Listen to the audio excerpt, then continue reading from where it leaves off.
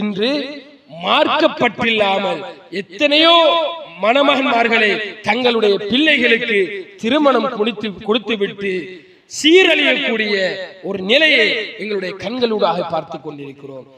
பள்ளி வாயிலோடு ஒருவனுக்கு தொடர்பில்லையா, அவ்வளவு கெட்ட வழக்கமும் அவனிடம் என்ன செய்யும் இருக்கு. பண்பாடு இருக்காது, அஹ்லாக் இருக்காது. எப்படி மனைவியோடு பேச வேண்டும், மனைவி எப்படி அழைக்க வேண்டும், ஒரு பிரச்சனை வருகின்ற பொழுது அதை எப்படி கையாள வேண்டும், எந்த ஒரு நுழைஞ்சும் அவனுக்கு என்ன செய்ய மாட்டா, இருக்க மாட்டா. ஏன்? மார்க்கப்பட்டிருந்தால் தான் தன்னுடைய கணவனுக்கும் மனைவிக்கும் இடையில பிரச்சனை வருகின்ற பொழுது அதை எப்படி கையாள வேண்டும் என மார்க்கம் கற்றுக் கொடுத்திருக்கிறதோ அந்த வேகில் அவன் எப்பொழுது கையாளுவான்? அவனிடம் மார்க்கப்பட்டிருக்கின்ற பொழுதுதான். இல்லை என்றால் எடுத்த உடனே கையை சொத்தையில் என்ன செய்வான்? கோபம் வந்தால் கை உயர்ந்தால் போய் அடைகின்ற இடம் அந்த பெண்ணினுடைய முகமாகத்தான் இருக்கிறது.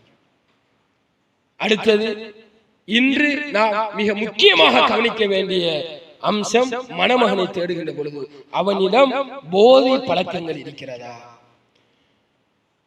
நம்மளுடைய பெண் பிள்ளைக்கு 20 வருஷம் 22 வருஷம் பொத்தி பொத்தி வளர்த்த ஒரு பிள்ளையை ஒருவனிடம் நாம ஹேண்ட் ஓவர் பண்ண போகிறோம்.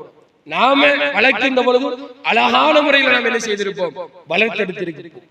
ஆனால் நான் ஹேண்ட் ஓவர் பண்ற அந்த மணமகன் எங்களை விட அழகான முறையிலே எங்களுடைய பிள்ளையை பார்க்கக்கூடியவனாக இருக்க வேண்டும். இதுவெல்லாம் எப்ப நடக்கும் என்றால் அவனிடம் மார்க்கப்பட்டிருந்தால் தான். அதான் சொல்லப்பட்டால் 5 நேரமும் தவறாது பள்ளி வாயிலுக்கு வருகிறானா, அப்படியான மணமகனையும் மணமகளையும் எங்களுடைய பிள்ளைகளுக்காக நாங்கள் தேடி திருமணம் செய்து கொள்ள வேண்டும்.